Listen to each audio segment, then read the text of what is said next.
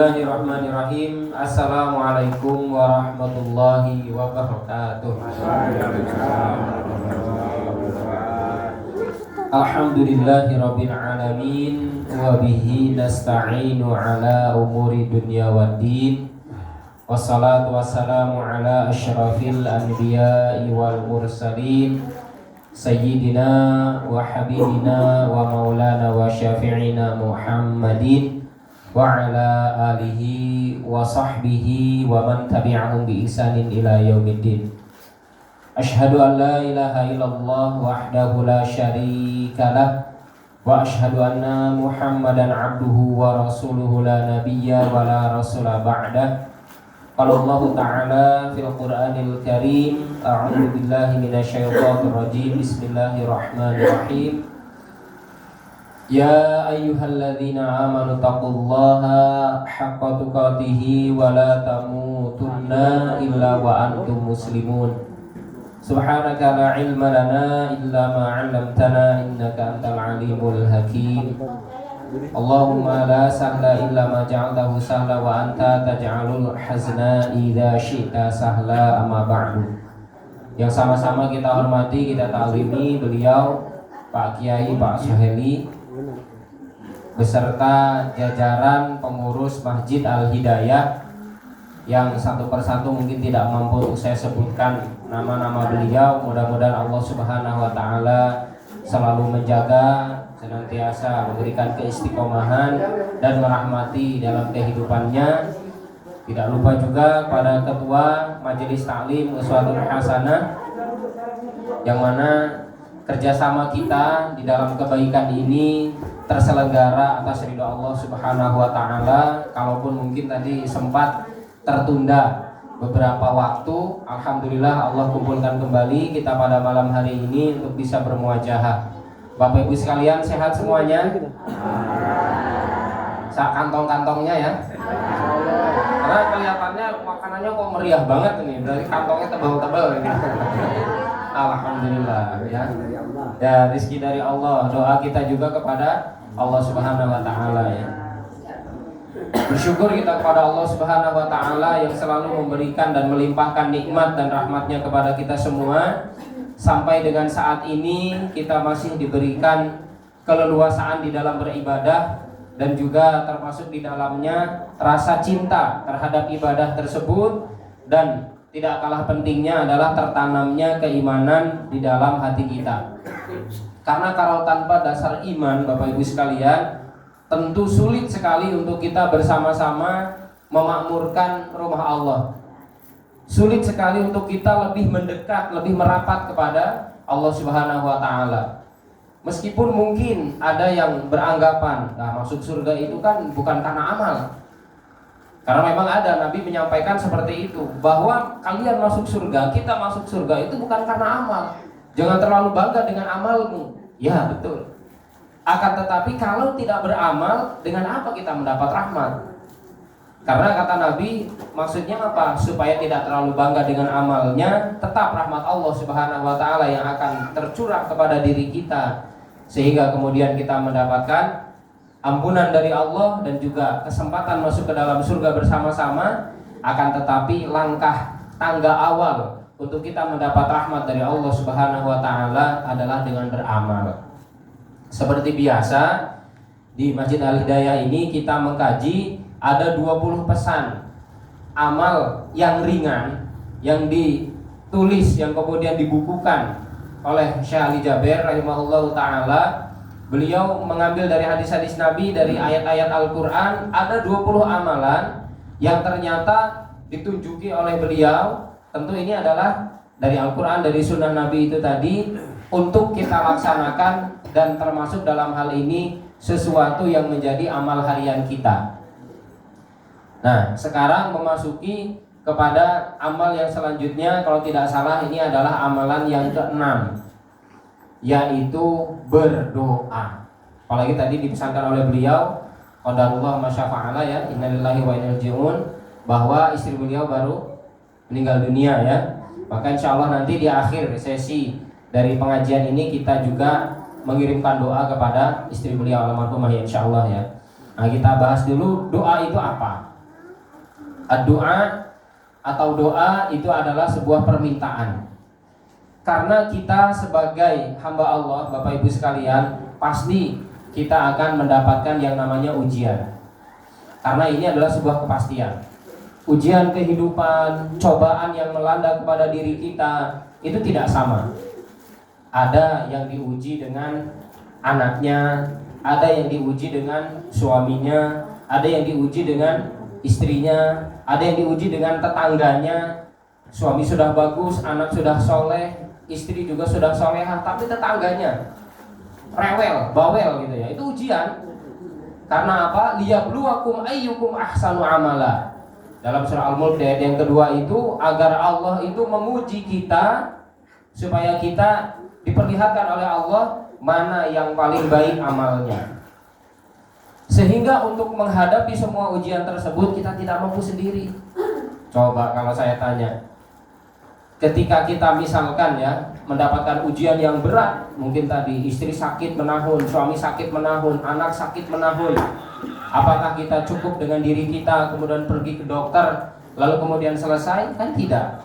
Pasti kita akan menggelar sajadah kita, lalu kemudian kita bersujud di hadapan Allah, kita meminta kepada Allah, Rabbi habli minas sholihin, atau mungkin kita berdoa dengan doa supaya minta kesembuhan. Dan semua hal-hal yang lain, entah mungkin kehilangan motor atau mungkin apa-apa musibah yang menimpa pada diri kita, pasti kita akan lari menghadap Allah Subhanahu wa ta'ala. Jadi tidak ada satupun manusia yang akan lepas dari yang namanya dari perlindungan Allah Subhanahu wa ta'ala.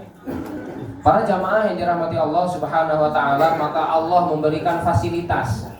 Jadi kalau ada masalah, Bapak Ibu sekalian, ibu-ibu ya, kalau ada masalah jangan buru-buru status di WA. Masalah sama tukang sayur, status di WA. Tukang sayurnya kan nyimpen nomor WA kita, ketahuan nanti akhirnya malah. Curhatnya di WA ya, ketahuan semua. Curhatnya di Facebook gitu ya. Nah, itu bukan solusi.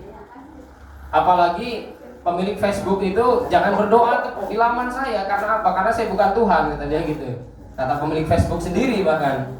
Curhatlah di hadapan Allah Subhanahu wa ta'ala. Gelar sajadah. Kemudian kuatkan niat kita berdoa kepada Allah Subhanahu wa ta'ala. Karena apa? Karena ad-du'a silahul mu'min. Bahwa doa itu Bapak Ibu sekalian, kata Nabi SAW, senjata bagi orang beriman. Jadi ketika masalah kita itu mungkin terus bertubi-tubi datang menghampiri kita, maka jangan lupakan Allah. Jangan malah pergi ke mbah dukun ya, jangan. Itu bukan solusi, itu justru malah menjerumuskan. Akan tetapi seperti apa? Gak apa-apa, ujian. Ini lagi. Justru ketika kita mendapat musibah, mendapat mendapat ujian, berarti memang Allah Subhanahu wa ta'ala ingin menguji kualitas dari keimanan kita. Sejauh mana dia ini dekat dengan Allah Subhanahu wa ta'ala, sejauh mana diri kita itu dekat dengan Rabbul Alamin, yaitu Allah Subhanahu wa ta'ala. Maka kalau dalam ilmu tasawuf itu, bagaimana hati kita ditazkiyah, bagaimana hati kita dibersihkan, disucikan, supaya menghilangkan semua hal-hal pengaruh-pengaruh apapun, kecuali hanya minta kepada Allah ya. Bukan meminta kepada pohon, kepada lautan, atau mungkin kepada apapun yang kemudian disajikan sesajen di dalamnya, akan tetapi mintanya kepada Allah Subhanahu wa ta'ala. Bangun di sepertiga malam, kita mengibah, kita memohon kepada Allah petunjuk. Untuk apa? Setiap permasalahan-permasalahan pasti ada solusinya. Karena apa? Karena memang ketika Allah itu turunkan musibah, pasti Allah Subhanahu wa ta'ala juga akan berikan yang namanya solusinya tadi. Termasuk di dalamnya adalah ketika ada sanak famili kita yang ternyata meninggal dunia. Ini juga adalah bagian dari ujian. Karena apa? Ini menandakan bahwa dunia ini fana, dunia ini sementara. Sedangkan perjumpaan kita nanti yang paling kekal adalah di akhirat. Maka kalau hanya misalkan sama-sama orang beriman, tapi yang satu meninggal dunia, yang satu masih ada di muka bumi ini, itu kalau bisa dikatakan ketika kita naik kereta atau naik bis atau naik pesawat hanya berbeda jam keberangkatan. Yang si istri atau si suami misalkan yang meninggal atau istrinya itu meninggal dunia itu berangkatnya pagi, sedangkan kita berangkatnya nanti sore hari. Sama tujuannya kemana? Ke Bandung. Sama tujuannya kemana? Ke Jakarta, pengen mengunjungi Monas misalkan, atau ke Masjid Istiqlal. Tapi beda, istri berangkatnya pagi jam 7, sedangkan kita nanti jam 5 sore. Yang khawatirnya ketika misalkan istri kita jam 7 berangkat itu ke Jakarta, sedangkan kita ke Medan. Nah ini yang berabe. Nah maka dalam hal ini kuatkan doa kita supaya apa? Perjumpaan di dunia ini hanya sementara, sedangkan nanti di akhirat adalah selama-lamanya. Maka Allah Subhanahu wa taala mengajarkan kepada nabinya, wa qala ud'uni astajib lakum. Maka dia berkata kepada Nabi Muhammad SAW, Allah berfirman ya kepada Rasulnya, ud'uni astajib lakum. Berdoalah kamu, berdoalah kalian kepadaku, kepada Allah Subhanahu wa taala, maksudnya astajib lakum. Pasti akan Allah Subhanahu wa taala kabulkan doanya. Cuman memang dalam berdoa ini harus sabar. Dan juga harus ada etikanya. Bagaimana etika berdoa? Satu, puji Allah Subhanahu wa taala. Jangan langsung kemudian ya Allah saya minta ini ya Allah. Ya Allah tetangga saya beli Pajero ya Allah saya minimal punya Avanza ya Allah gitu. Jangan tetangga beli Pajero kita stroke ya. Gara-gara apa? Gara-gara ngiri gitu. Itu SMS nanti ya. Suka melihat orang susah melihat orang senang. Ini penyakit hati, itu bahaya. Akan tetapi ketika misalkan tetangganya punya apa, ya kita juga berdoa supaya apa? Ya Allah mudah-mudahan nanti kendaraannya bisa digunakan untuk kemaslahatan misalkan. Ya doakan. Nah, kata Allah Subhanahu wa taala, doalah, mintalah kepada Allah Subhanahu wa taala, astajib lakum. Maka Allah tidak akan menghijab. Allah Subhanahu wa taala tidak akan menghalangi. Pasti akan Allah Subhanahu wa taala kabulkan. Tapi tadi ada adab-adabnya. Yang pertama tadi puji Allah, alhamdulillahirabbil alamin. Yang kedua ucapkan sholawat. Yang kedua jangan lupa sholawat Nabi. Ya, kita memohon rahmat Allah Subhanahu wa taala dengan bersolawat kepada Rasulullah. Baru kemudian yang ketiga, baru kita minta kepada Allah Subhanahu wa taala dengan nama-namanya yang mulia, dengan nama-namanya yang husna, dengan asmaul husna, ya Rahman, ya Rahim. Kalau ingin kita diberi rahmat, ingin diampuni, ya Ghafar, ya Ghafur, ya Afu, ya Tawwab. Ingin diberi rizki, ya Razzaq. Baru kemudian minta apa yang kita minta. Silakan kita minta kepada Allah Subhanahu wa taala. Tapi jangan juga minta deadline. Ya Allah besok ya Allah ya, saya pengen balas tuh tetangga saya. Masa tadi beli sayuran digini-giniin gelangnya gitu ya. Ibu-ibu ini biasanya panas ya. Besok punya lihat ya, cincin saya tak buatin segede ini kalumban gitu ya. Ya kan gitu. Jadi semuanya ada timingnya, semuanya ada waktunya ya. Maka ketika ternyata doa tidak dikabulkan, jangan kemudian menyerah. Jangan sampai kemudian Allah nggak mengabulkan, udahlah nggak usah lah, malas, bosen saya untuk berdoa. Ya Allah capek, ya Allah saya doa terus, pengen punya sawah, saya doa terus, pengen punya anak, gak dapat gitu ya.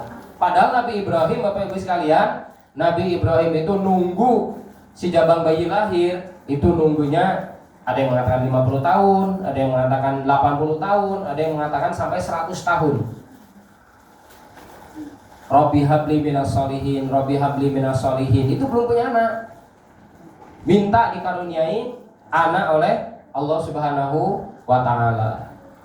Nah seperti itu contoh Nabi Ibrahim ya, sebagai Rasul Allah termasuk ya, kemudian juga termasuk di dalam lingkup ulul azmi, yaitu Nabi dan Rasul yang berat sekali ujiannya, yang diuji oleh Allah Subhanahu wa ta'ala. Mungkin kita belum ada apa-apanya.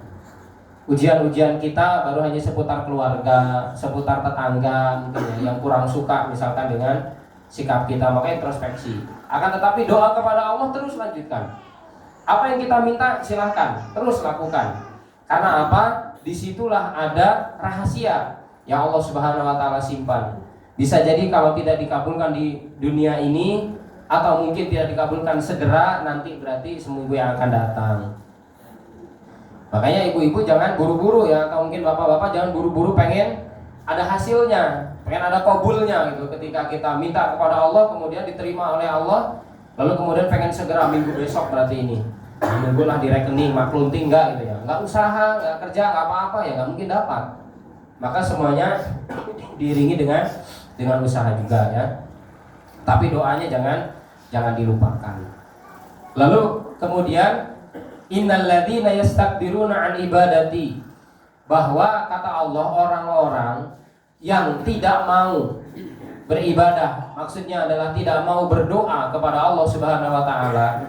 Siapapun orangnya yang yastakbiruna an ibadati, enggan berdoa meminta kepada Allah Subhanahu wa taala, sayadkhuluna jahannama dakhirin, akan kami masukkan ke dalam neraka jahanam dalam keadaan terhina. Jadi Allah itu malah suka diminta, Bapak Ibu sekalian. Para jamaah rahimakumullah, kalau manusia kita ya dikit-dikit ada tetangga minta, dikit-dikit minta, ada pohon ada pohon pepaya gitu ya, sudah mulai bisa disayur, diminta gitu ya. Kira-kira jengkel nggak kita mau nyayur pepaya, ini malah diminta gitu, nggak dikasih, nggak enak. Akhirnya yaudah nggak apa-apa. Besok lagi minta daun singkong, besok lagi minta apa lagi? Jantung ya, jantung pisang. Ini semuanya diminta. Kita kan jengkel ya. Lah aku harus nyayur apa gitu ya. Saya mau nyayur apa ini? Apa-apa diminta. Ada daun singkong diminta, ada pepaya diminta, ada ini. Tapi bagi Allah ketika kita minta kepada Allah, justru Allah suka. Terkadang musibah itu datang karena apa? Karena ternyata memang kita supaya dekat dengan Allah Subhanahu wa taala. Bisa jadi jarak antara kita dengan Allah itu sudah renggang, sudah jauh sekali. Maka kemudian Allah Subhanahu wa taala kangen. Allah Subhanahu wa taala ingin disebut namanya.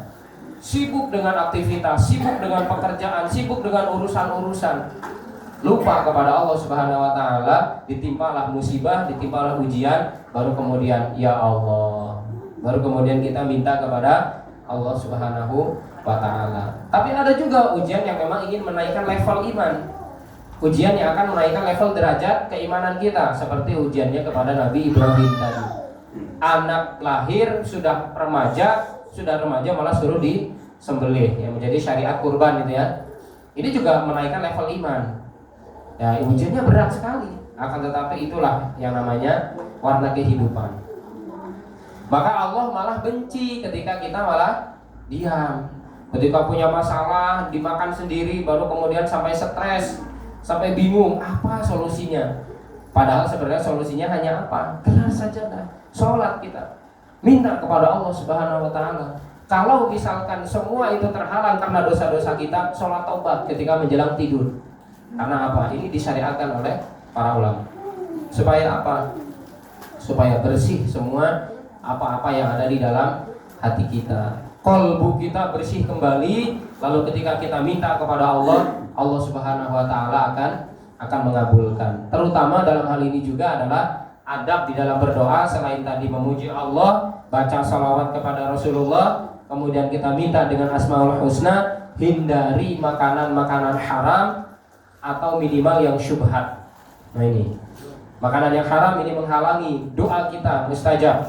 Kemudian yang syubhat juga sama, akan menghalangi doa kita, permintaan kita kepada Allah Subhanahu wa taala. Di sini beliau menceritakan, Syekh Ali Jaber ini menceritakan tentang kisah temannya, namanya Dr. Ihsan. Dr. Ihsan itu orang Pakistan. Jadi ceritanya gini Bapak Ibu sekalian. Dr. Ihsan ini akan mengadakan, diundang karena beliau dokter ya, dokter ternama, diundang sebagai pembicara di India. Nah, mau tidak mau namanya Pakistan ke India kan juga cukup lama ya jarak tempuhnya, maka menggunakan pesawat. Pengen cepat. Maka beliau berangkat karena akan dijadikan pembicara, maka harus segera. Nah, di tengah perjalanan pesawat itu dalam 1 jam perjalanan ternyata tiba-tiba mendung. Tiba-tiba cuaca ekstrim, cuaca tidak mendukung, akhirnya mau tidak mau harus landing dadakan. Mau tidak mau harus mendarat dengan darurat. Akhirnya kemudian ya beliau tetap diturunkan di bandara, akan tetapi bukan bandara yang dituju.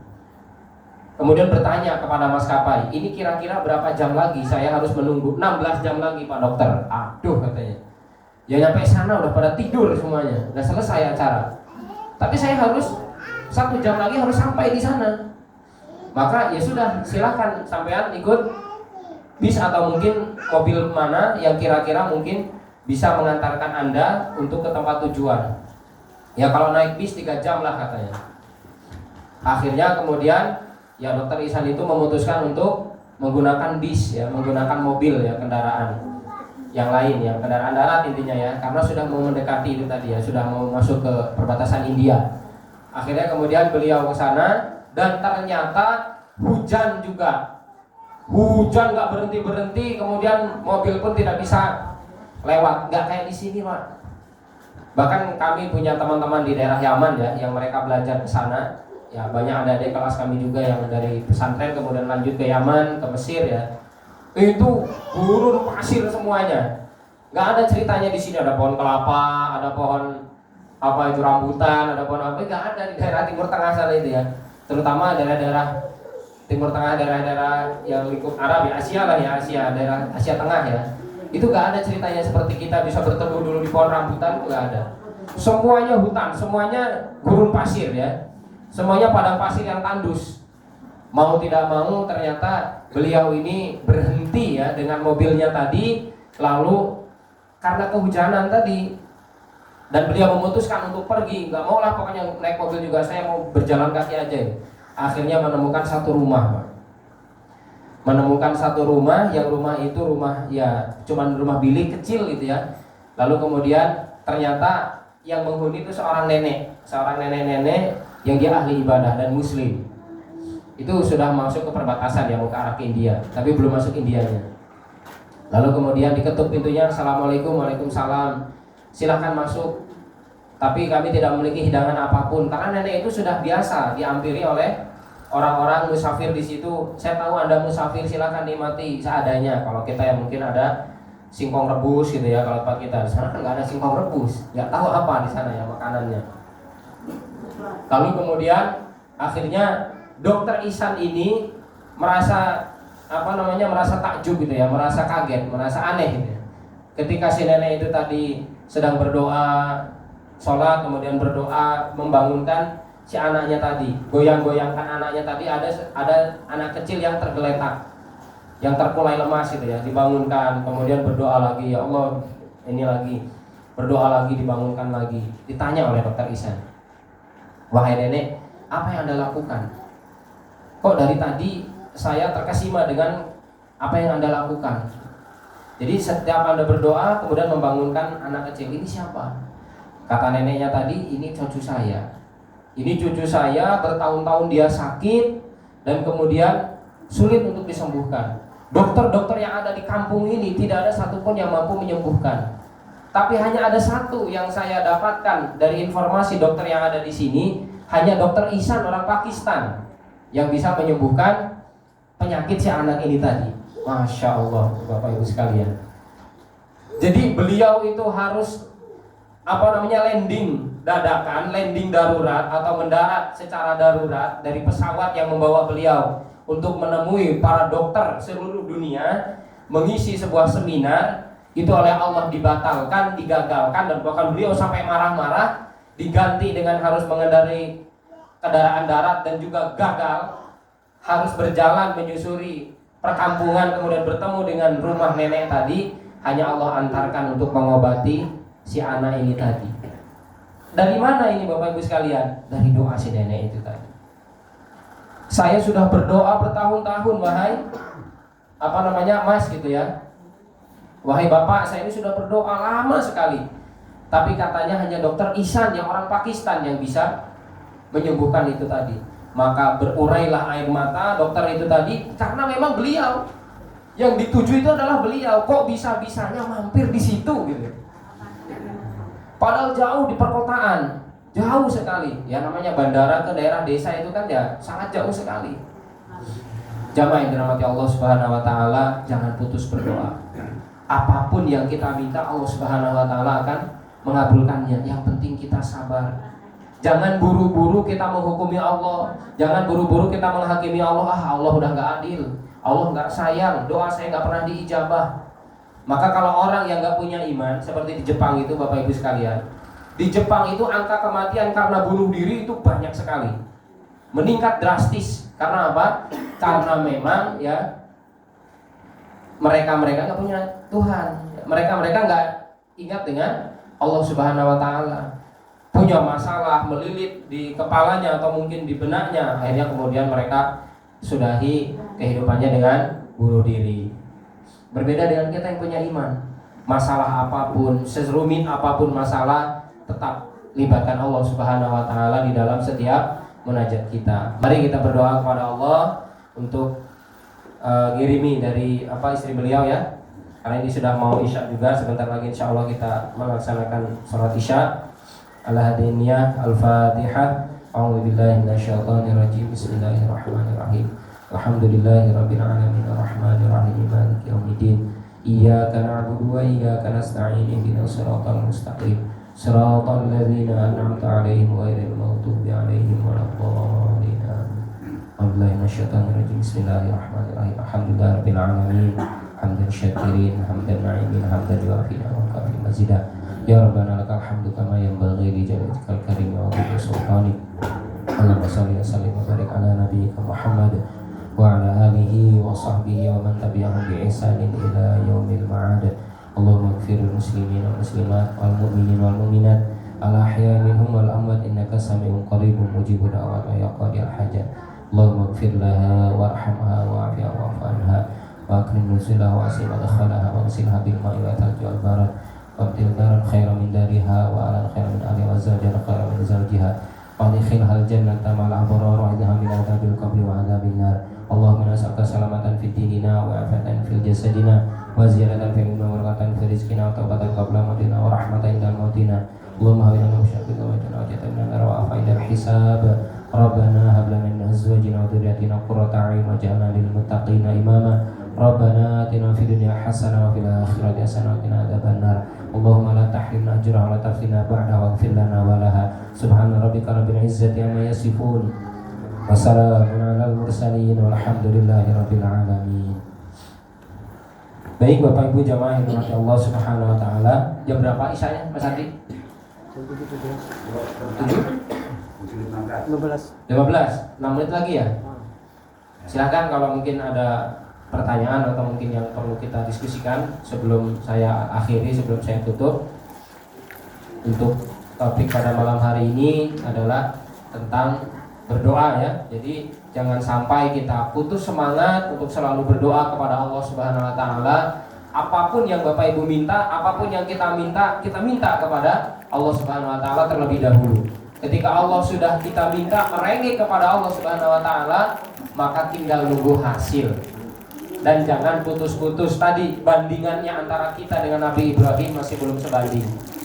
Nabi Yakub ketika Nabi Yusuf itu dicemplungkan ke dalam sumur oleh saudara-saudaranya, maka ya Nabi Yakub juga memohon kepada Allah. Apa? Meminta kepada Allah Subhanahu wa taala, sesungguhnya aku mengadu ashku bathi wa huzni. Ya Allah, aku mengadu kepada Engkau ya Allah tentang duka nestapaku, tentang lukaku, atau mungkin tentang musibahku dan wahuzni dan kesedihanku. Karena apa? Nabi Yusuf ternyata sudah dicelakai oleh saudara-saudaranya ya, termasuk di dalamnya cikal bakal Yahudi itu ya dari kedengkian yang dilakukan oleh si Yahuda, saudara kandung dari Nabi Yusuf itu sendiri, atau kakaknya bahkan ya, yang tidak suka dengan perlakuan seolah-olah pilih kasih Yakub kepada Yusuf ya. Barakallahu fikum, jazakumullah khairan ala husni ihtimamikum. Pada jamaah yang dirahmati Allah Subhanahu wa taala, mudah-mudahan yang sedikit ini bisa membawa manfaat kepada kita, dan semoga kita berdoa kepada Allah, mudah-mudahan keluarga kita selalu dijaga, dilindungi oleh Allah, mendapatkan rahmat oleh Allah Subhanahu wa taala dan mendapatkan ampunannya. Amin amin Allahumma amin. Saya akhiri bila taufiq wal hidayah. Assalamualaikum warahmatullahi wabarakatuh.